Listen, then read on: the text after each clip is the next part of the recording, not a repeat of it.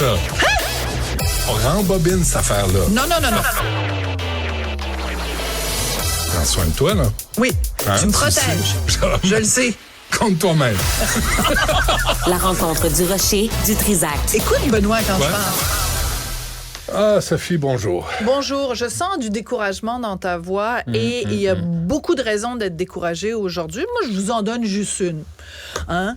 En Allemagne, il y a un jardin d'enfants, donc je appelle ça comme ça, mais c'est en fait une garderie, une maternelle, qui porte le nom d'Anne Frank. Hein? C'est la garderie Anne Frank. Et là, la directrice de cette garderie, de ce jardin pour enfants, a décidé de réfléchir. Donc, la décision n'est pas encore prise, mais la réflexion est entamée à savoir est-ce qu'on ne devrait pas changer le nom, puis enlever le mot Anne Frank. Pourquoi? Parce que la garderie est fréquentée par beaucoup de nouveaux arrivants en Allemagne, dont les parents ne connaissent pas.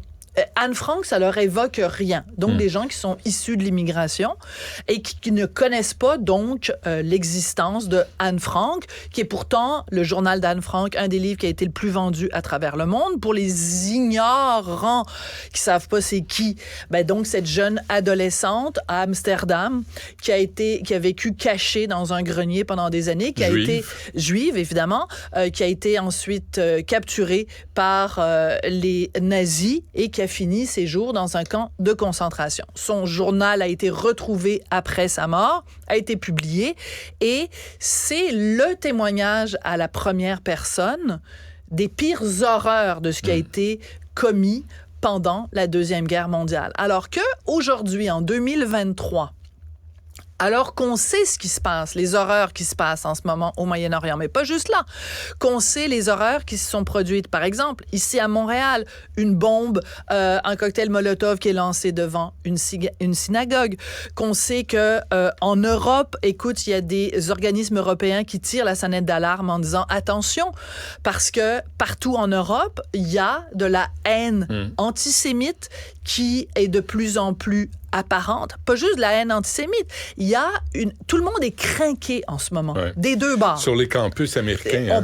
Sur les campus américains, on a vu des professeurs manifester aux côtés de leurs étudiants en disant qu'ils se sont réjouis le 7 octobre de voir la résistance entre guillemets palestinienne.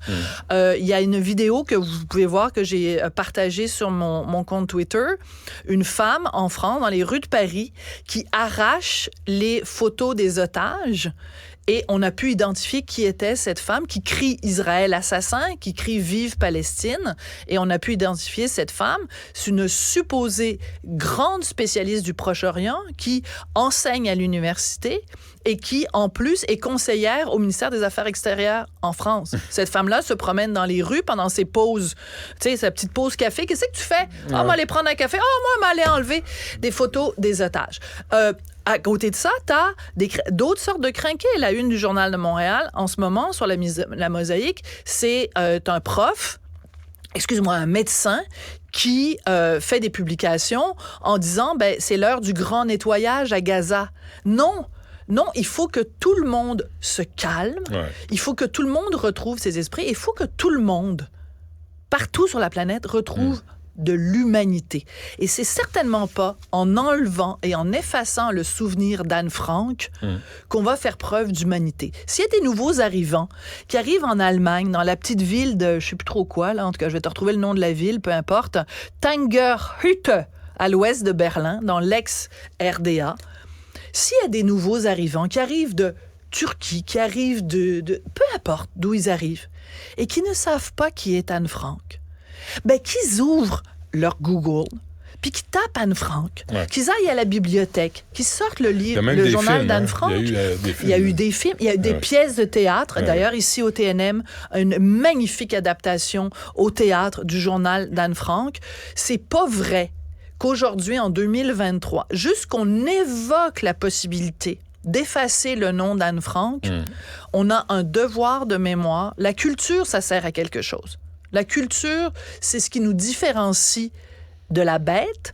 Et si on efface la culture, on efface notre conscience, on efface notre humanité. Et surtout, là, la persécution des Juifs. C'est-à-dire, là, on va pas retomber là-dedans, c'est pas vrai. Là. Parce qu'on a oublié ce qui s'est passé. Parce qu'on a oublié ce qui s'est ouais. passé. Et la fameuse phrase qu'on disait en 45, en 46, en 47, on a dit plus jamais. Plus jamais, Never again. Et je veux juste terminer, s'il me reste 10 secondes.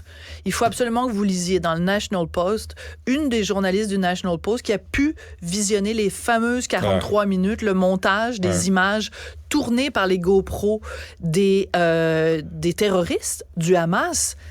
C'est écœurant. Équipez-vous. Il faut avoir le cœur bien accroché pour lire les horreurs. Et elle finit en disant... Je ne sais pas si un jour, ces 43 minutes-là vont être disponibles pour que tout le monde le voit. Mais si c'est fait, tous les Canadiens devraient le regarder pour comprendre à quel point le Hamas est allé loin et pourquoi it must never, never, ever happen again. Ça ne doit plus jamais, jamais arriver. On l'a dit en 45, ben ça s'est reproduit le 7 octobre. Il faut plus jamais que ça arrive. Il faut plus jamais qu'il y ait des Anne Frank de ce monde. Très bien, Sophie. Merci. Vous venez